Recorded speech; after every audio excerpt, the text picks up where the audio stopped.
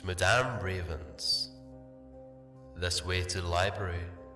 She's been expecting you.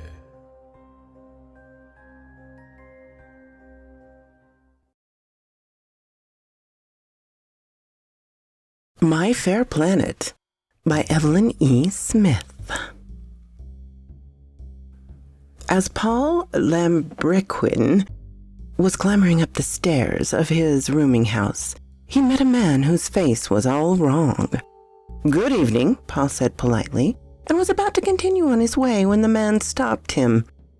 "You're the first person I've encountered in this place who has not shuddered at the sight of me," he said in a toneless voice, with an accent that was outside the standard repertoire. "I am?" Paul asked, bringing himself back from one of the roseate dreams with which he kept himself insulated from a not-too-kind reality. "I dare say that's because I'm a bit nearsighted." He peered vaguely at the stranger, then recoiled. "Was it incorrect about me, then?" the stranger demanded. "Do I not have 2 eyes, 1 nose, and 1 mouth? As identical as other people?" Paul studied the other man. "Yes, but somehow they seem to be put together all wrong. Not that you can help it, of course," he added apologetically, for when he thought of it, he hated to hurt people's feelings. "Yes, I can, for, of a truth, 'twas I who put myself together. What did I do amiss?" Paul looked consideringly at him. "I can't quite put my finger on it, but there's a certain subtle nuance you just don't seem to have caught. If you want my professional advice, you'll model yourself directly on some real person until you've got the knack of improvisation." "Like unto this?" The stranger's outline shimmered and blurred into an amorphous cloud, which then coalesced into the shape of a tall, beautiful young man with the face of an ingenious demon. "Behold, is this superior?" "Oh, far superior." Paul reached up to adjust a stray lock of hair, then realized he was not looking into a mirror. "Trouble is, well, I'd rather you choose someone else to model yourself on. You see, in my profession, it's important to look as unique as possible. Helps people remember you. I'm an actor, you know. Currently, I happen to be at liberty, but the year before last..." "Well, whom shall I appear like? Should I perhaps pick some fine, upstanding figure from your public prints to emulate? Like your president, perhaps, Lee?" "I hardly think so. It wouldn't do to model yourself on somebody well-known, or even someone obscure whom you might just happen to run into someday." Being a kind-hearted young man, Paul added, "Come up to my room. I have some British film magazines, and there's a lot of relatively obscure English actors who are very decent-looking chaps." So they climbed up to Paul's hot little room under the eaves. After leafing through several magazines, Paul chose one Ivo Darcy as a likely candidate, whereupon the stranger, deliquescent and reformed into the personable simulacrum of young Mr. Darcy. "That's quite a trick," Paul observed, as it finally got through to him what the other had done. "It would come in handy in the profession. For character parts, you know." "I fear you would never be able to acquisition it," the stranger said, surveying his new self in the mirror complacently. "It is not a trick, but a racial ableness. You see, I feel I can trust you." "Of course. I'm not really a character actor. I'm a leading man, but I believe one should be versatile, because there are times when a really good character part comes along. I am not a human being. I am a native of the 5th planet circulating around the star you called Sirius. And we, Syrians, have the ableness to change ourselves into the apparition of any other livid form." "Although that might make a Near Eastern accent," Paul exclaimed, diverted. "In Lebanese, anything like it? Because I understand there's a really juicy part coming up in..." "I said Syrian, not Syrian. I do not come from Minor Asia, but from outer space. From an otherwhere solar system.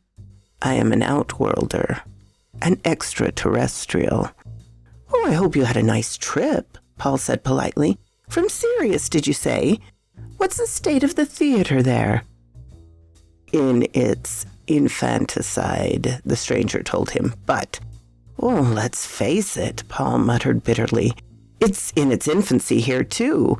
No overall planning, no appreciation for the fact that all components that go into making up a production should be continuing totality instead of tenuous coalition of separate forces which denigrate.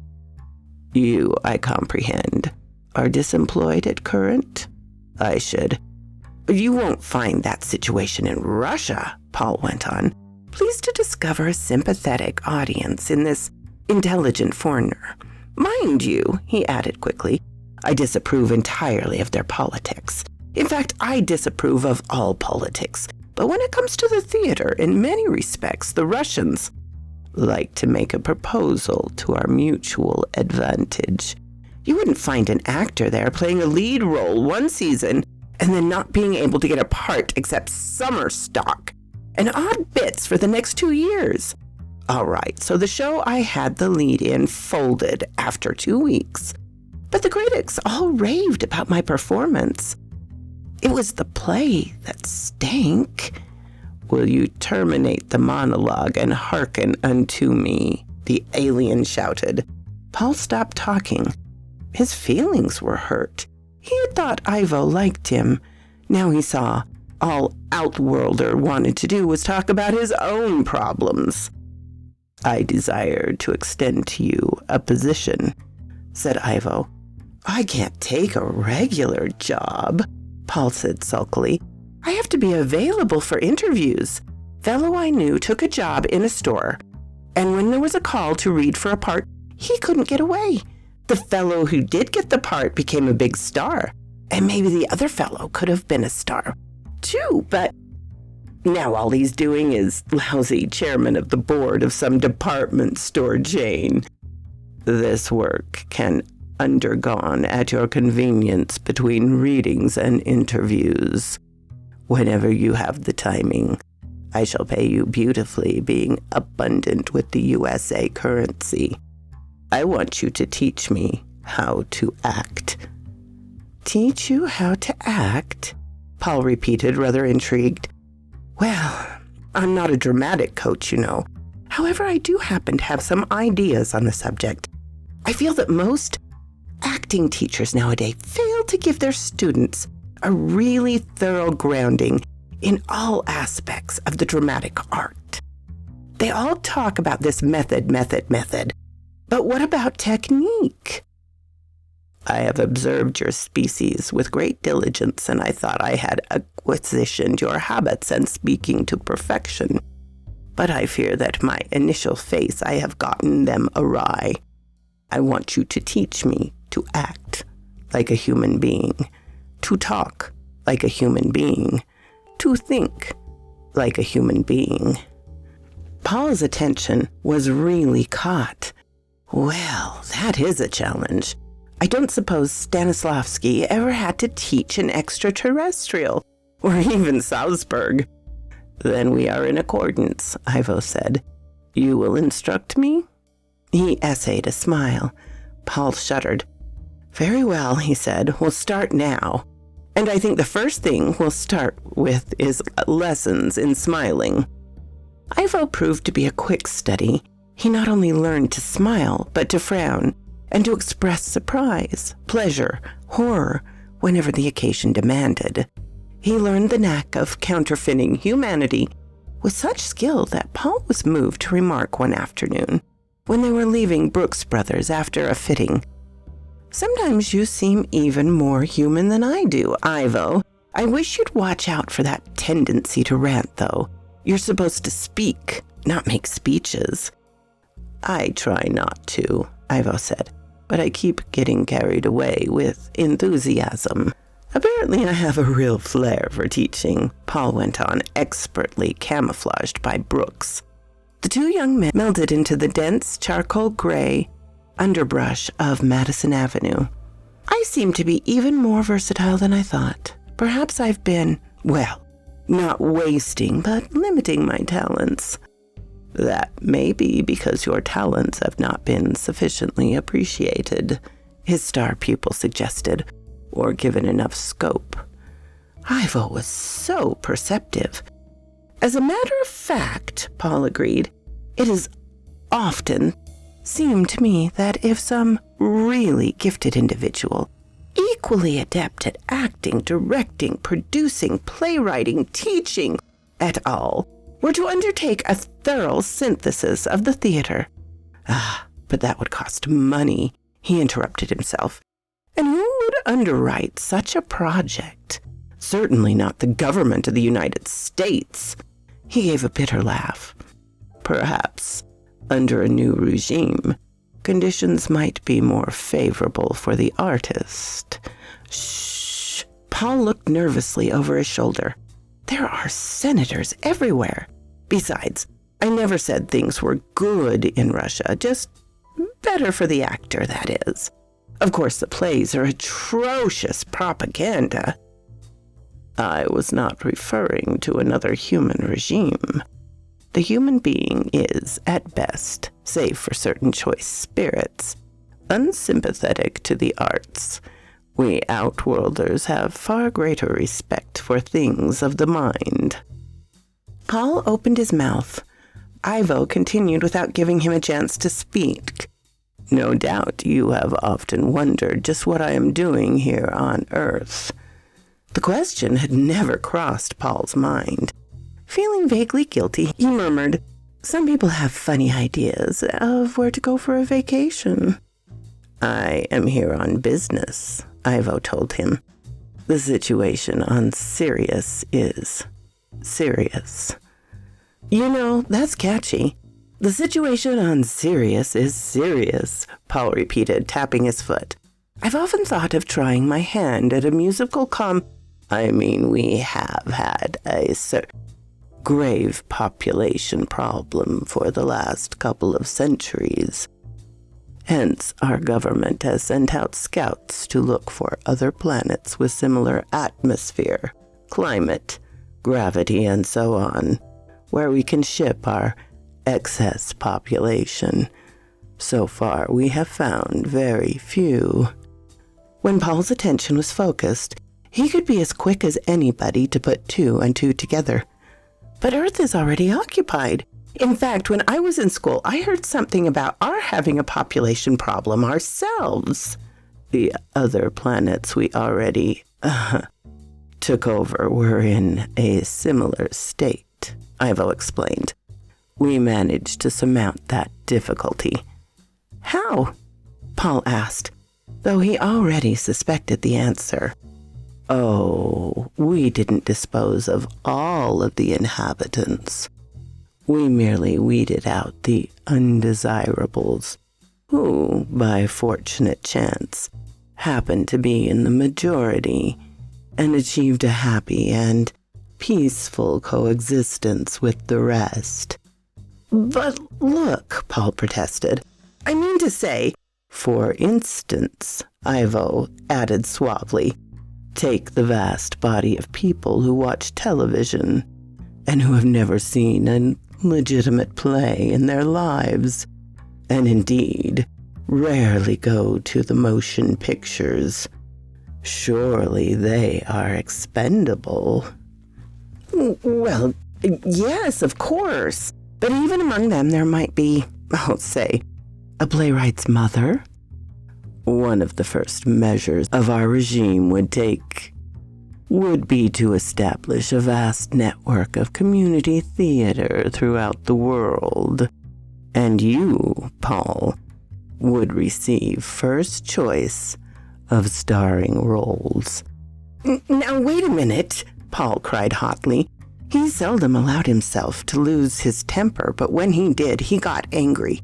I pride myself that I've gotten this far wholly on my own merit. I do not believe in using influence to... But, my dear fellow, all I meant was that With an intelligently coordinated theater and an intellectually adult audience, your abilities would be recognized automatically." "Oh," said Paul. He was not unaware that he was being flattered, but it was so seldom that anyone bothered to pay him attention when he was not playing a role that it was difficult to not succumb. Are you figuring on taking over the planet single-handedly?" he asked curiously. "Heavens, no. Talented as I am, there are limits. I don't do the dirty work myself. I just conduct the preliminary investigation to determine how powerful the local defenses are."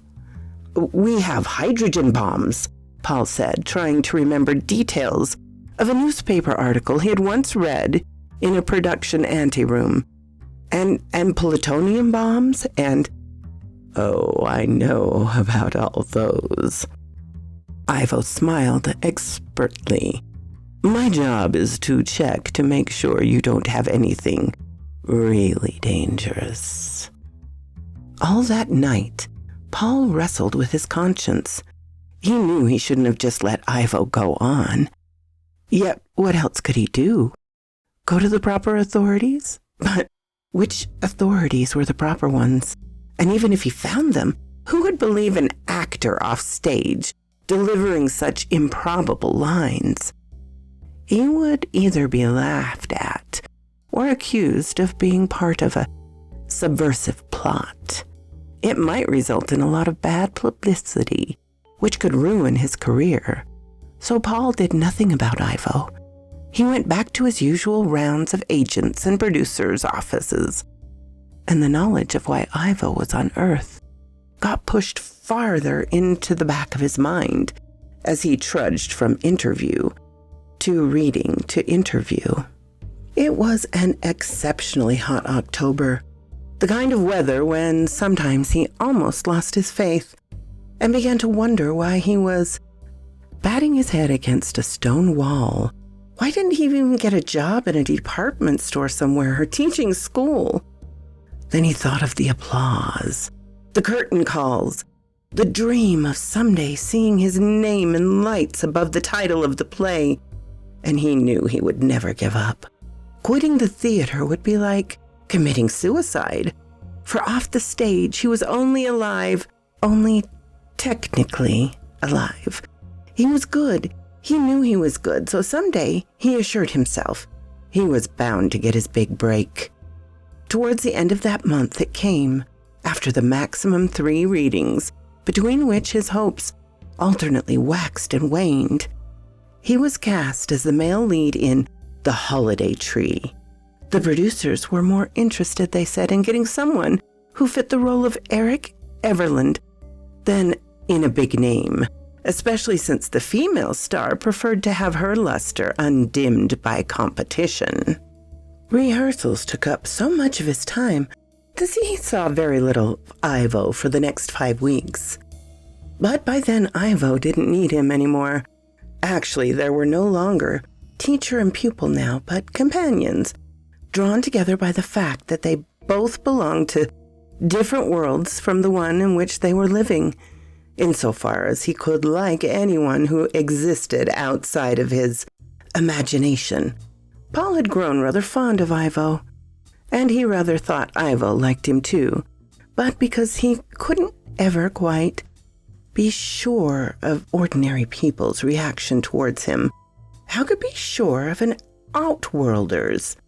Ivo came around to rehearsals sometimes, but it naturally would be boring for him, since he wasn't in the profession, and after a while, he didn't come around very often.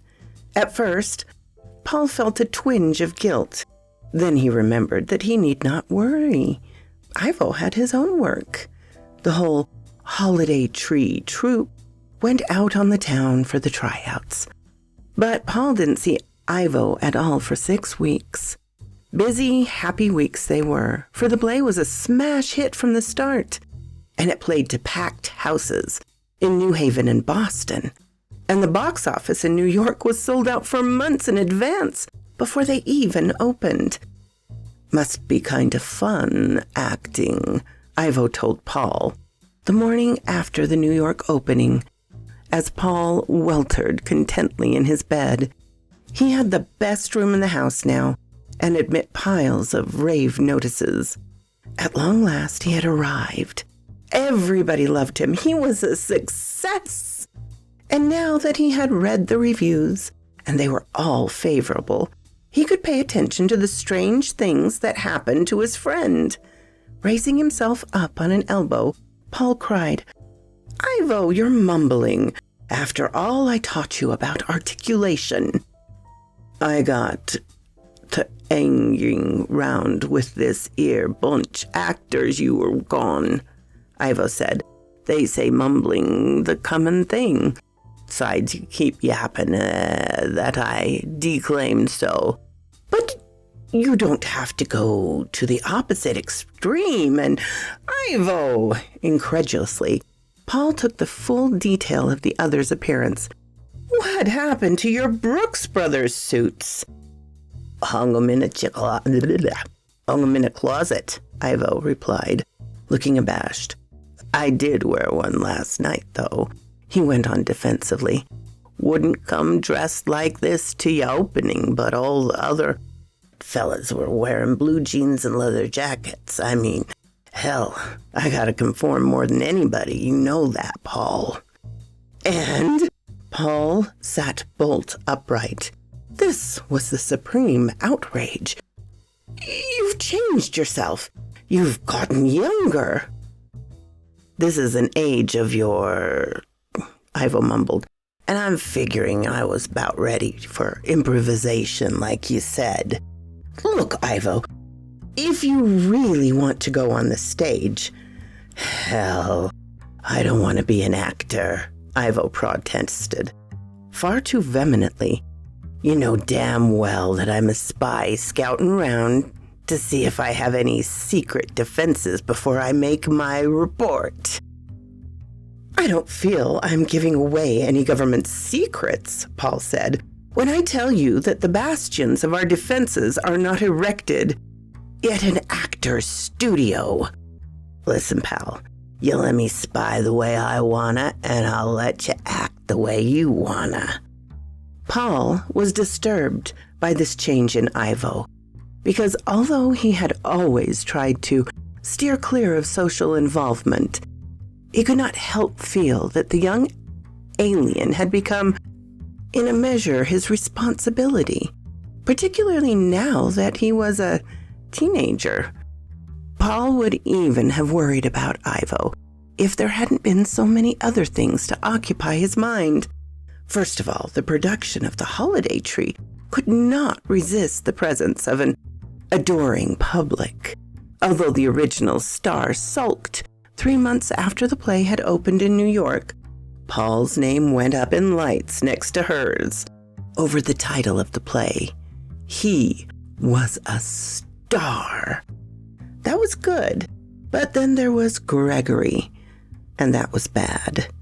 Gregory was Paul's understudy, a handsome, sullen youth who had on numerous occasions been heard to utter words to the effect of, "It's the part that's so good, not him. If I had the chance to play Eric Everett just once, they'd give me Lambert back to the Indians." Sometimes he had said the words in Paul's hearing. Sometimes the remarks had been lovingly passed on by fellow members of the cast who felt Paul ought to know. "I don't like that Gregory," Paul told Ivo one Monday evening as they were enjoying a quick smoke together, for there was no performance that night. He used to be a juvenile delinquent, got sent to one of those reform schools where they use acting as therapy, and it turned out to be his métier. But you never know what that kind'll hear the call of the wild again. He's a good kid," Ivo said. "He just never had a chance." "Trouble is, I'm afraid he's going to make himself a chance. That is." Ah, retorted Ivo, with prideful inarticulateness. However, when at 6:30 that Friday, Paul fell over a wire stretched between the jambs of the doorway leading to his private bathroom and broke a leg, even Ivo was forced to admit that this did not look like an accident. Ivo, Paul wailed when the doctor had left. What am I going to do? I refuse to let Gregory go on in my place tonight. You gotta have to, Ivo said, shifting his gum to the other side of his mouth. He's, an understudy. But the doctor said it would be weeks before I can get around again. Either Gregory will take over the part completely with his interpretation and I'll be left out in the cold, or more likely, he'll louse up the play and it'll fold before I'm back on my feet.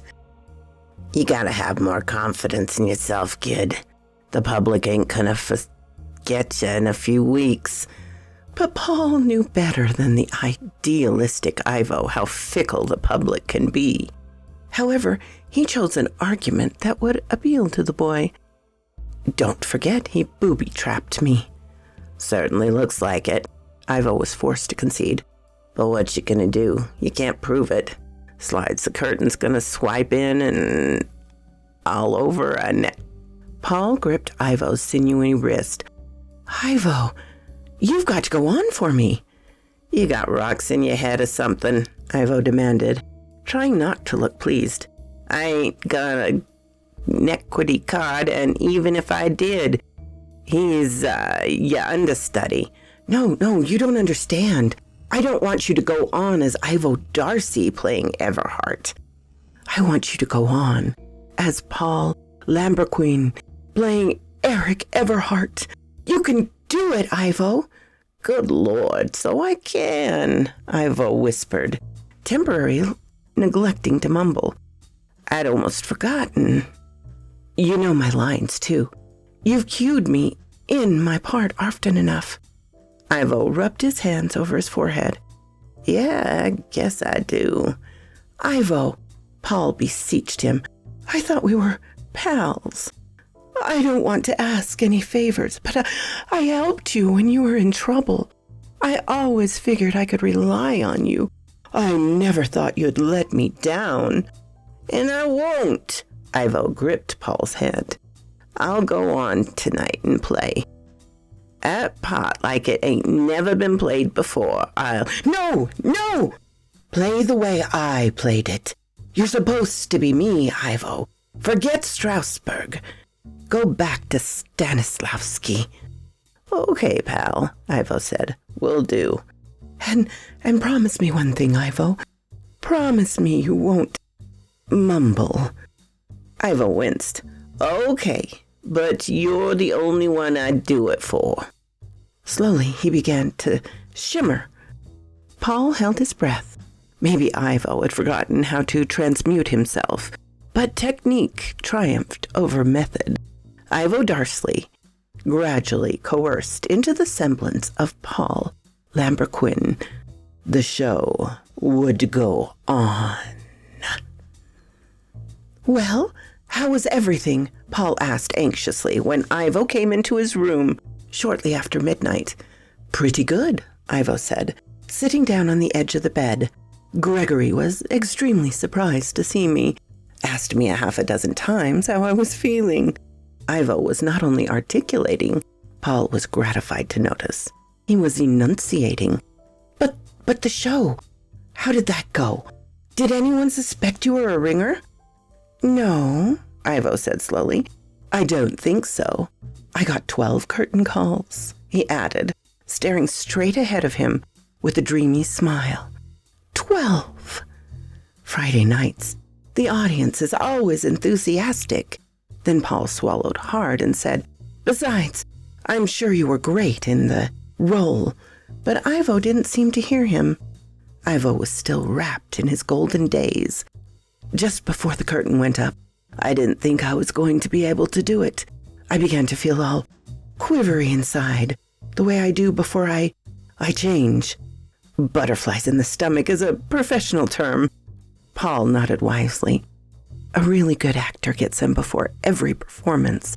No matter how many times I play a role, there's that minute when the house lights start to dim, when I'm in an absolute panic. And then the curtains went up and I was all right. I was fine. I was Paul Lambert-Quinn. I was Eric Everard. I was everything. Ivo, Paul said, clapping him on the shoulder. You're a born trooper. Yes, Ivo murmured. I'm beginning to think so myself.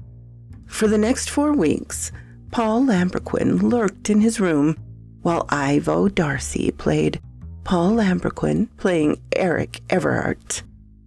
It's terrific you to take all this time away from your duties, old chap, Paul said to Ivo one day between the matinee and evening performances. I really do appreciate it, although I suppose you've managed to squeeze in some of them. I never see you on non-matinee afternoons. Duties? Ivo repeated vacantly. Oh, yes, of course. My duties. Let me give you some professional advice, though. Be more careful when you take off your makeup. There's still some grease paint in the roots of your hair. Sloppy of me, Ivo agreed, getting to work with a towel. I can't understand why you bother to put on this stuff at all, Paul grinned, when all you need to do is change a little more. I know, Ivo rubbed his temples vigorously. I suppose I just like the smell of the stuff. Ivo, Paul laughed. There's no use trying to kid me. You are stage-struck. I'm sure I've had enough pull now to get you a bit part somewhere when I'm up and around again. And then you can call yourself an equity card, maybe, he added amusedly. I can even have you replace Gregory as my understudy. Later, in retrospect, Paul thought perhaps there had been a curious expression in Ivo's eyes. But right then he had no inkling that anything untoward was up. He did not find out what had been at the back of Ivo's mind until the Sunday before the Tuesday on which he was planning to resume his role. Lord, it's going to be good to feel that stage under my feet again, he said as he went through a series of complicated, limbering up exercises of his own devisement, which he had sometimes thought of publishing in the Lambert-Quinn Times and Motion Studies. It seemed unfair to keep them from other actors. Ivo turned around from the mirror in which he had been contemplating their mutual beauty. Paul, he said quietly, you're never going to feel the stage under your feet again.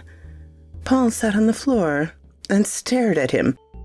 You see, Paul, Ivo said, I am Paul Lambert-Quinn now.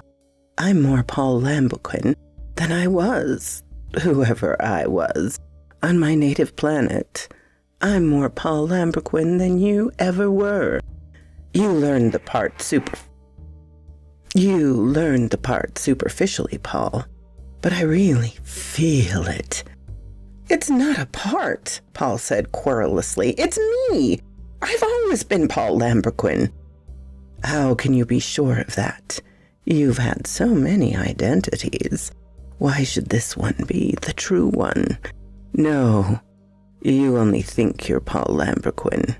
I know I am. Damn it, Paul said. That's the identity in which I've taken out equity membership. And be reasonable, Ivo. There can't be two Paul Lambert-Quinns. Ivo smiled sadly. No, Paul, you're right. There can't. Of course, Paul had known all along that Ivo was not a human being. It was only now, however, that full realization came to him of what a ruthless alien monster the other was, existing only to gratify his own purposes, unaware that others had a right to exist. Are you going to dispose of me then? Paul asked faintly. To dispose of you, yes, Paul, but not kill you. My kind has killed enough, conquered enough. We have no real population problem. That was just an excuse we made to salve our own consciousness. You have consciousness, do you? Paul's face twisted in a sneer that he himself sensed right away was overly melodramatic and utterly unconvincing. Somehow he could never be really genuine off stage. Ivo made a sweeping gesture. Don't be bitter, Paul. Of course we do. All intelligent life forms do. It's one of the penalties of sentience. For a moment, Paul forgot himself. Watch it, Ivo. You're beginning to ham up your lines. We can institute birth control, Ivo went on, his manner subdued. We can build taller buildings. Oh, there are many ways we can cope with population increase. That's not the problem. The problem is how to divert our creative energies from destruction to construction. And I think I've solved it. How will your people know you have? Paul asked cunningly, since you say you're not going back. I am not going back to Sirius, Paul. You are. It's you who's going to teach my people the art of peace to replace the art of war. Paul felt himself turn what was probably a very effective white. But I can't even speak the language. You will learn the language during the journey. I spent the afternoon I was away making a set of Syrian in a jiffy records for you. Syrian's a beautiful language, Paul. Much more expressive than any of your earth languages. You'll like it. I'm sure I shall, but Paul, you are going to bring my people the outlet for self-expression that they've always needed. You see, I lied to you. The theater on Sirius is not in its infancy. It never had been conceived. If it had been, we would never have become what we are today. Can you imagine a race like mine, so superbly fitted to practice the dramatic art, remaining in blind ignorance that such an art exists? It does seem a terrible waste, Paul had to agree, although he could not be truly sympathetic just then. But I'm hardly equipped. Who is better equipped than you to meet this mighty challenge? Can't you see that at long last you will be able to achieve your greatest synthesis of the theatrical arts? As producer, teacher, director, actor, playwright, whatever you will, working with a cast of individuals who can assume any shape or form, who have no preconceived notions of what can be done and what cannot. Oh, Paul, what a glorious opportunity awaits you on Sirius 5. How I envy you. Then why don't you do it yourself? Paul asked. Ivo sadly smiled again. Unfortunately, I do not have your manifold abilities. All I can do is act. Superbly, of course, but that's all.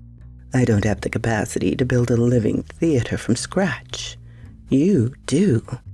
I have talent, Paul, but you have genius. It is a temptation, Paul admitted, but to leave my own world. Paul, Earth isn't your world. You carry yours along with you wherever you go. Your world exists in the mind and the heart, not in reality. In any real situation, you are just as uncomfortable on Earth as you would be on Sirius. Yes, but think of it this way, Paul. You're not leaving your world. You're just leaving Earth to go on the road. It's a longer road, but look at what waits for you at the end. Yes, look, Paul said, reality very much to the fore in his mind and heart at the moment. Death or vivisection. Paul, do you believe I'd do that to you? There were tears in Ivo's eyes. If he was acting, it was a great performance. I really am one hell of a good actor, Paul thought. And with lots of raw material like Ivo to work with, I could. Could he really mean what he's saying? They won't harm you, Paul, because you will come to Sirius bearing a message from me. You will tell my people that Earth has a powerful defensive weapon, and you have come to teach them its secrets. And it's true, Paul. The theater is your world's most powerful weapon. Its best defense against the universal enemy, reality. Ivo, Paul said, you really must check the tendency towards bombast. Especially with a purple speech like that, you've simply got to learn to underplay. You'll watch out for that when I'm gone, won't you? I will. Ivo's face lit up. Oh, I will, Paul. I promise never to chew the scenery again. I won't so much as nibble on a prop. The next day, the two of them went to Bear Mountain, where Ivo's ship had been cached all those months. Ivo explained to Paul how the controls work and showed him where the clean towels were. Pausing in the airlock, Paul looked back towards Manhattan. I dreamed so many years of seeing my name in lights on Broadway, he murmured. And now, just when I made it. I'll keep it up there, Ivo vowed. I promise. And meanwhile, you'll be building a new Broadway up there in the stars. Yes, Paul said dreamily. That is something to look forward to, isn't it? Fresh, enthusiastic audiences, performers untrammeled by tradition, a cooperative government, unlimited funds. Why, there was a whole wonderful new world opening up before him. In another 10 years or so, Ivo was saying, Syrian actors will be coming to Earth in droves, making the native performers look sick. Paul smiled wisely.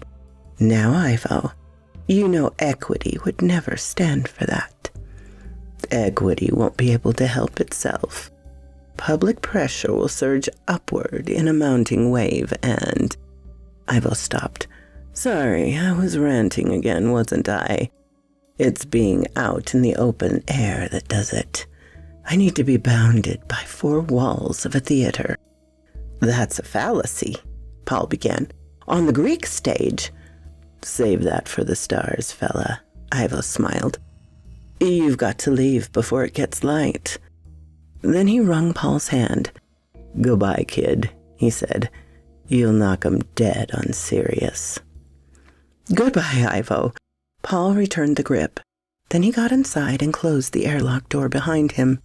He did hope Ivo would connect that tendency towards declamation on the other hand. It was certainly better than mumbling.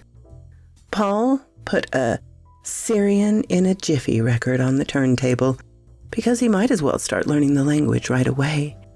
Of course, he'd have no one to talk to but himself for many months, but then, when all was said and done, he was his own favorite audience. He strapped himself into the acceleration couch and prepared for takeoff. Next week, East Lynne, he said to himself. So quoth this raven.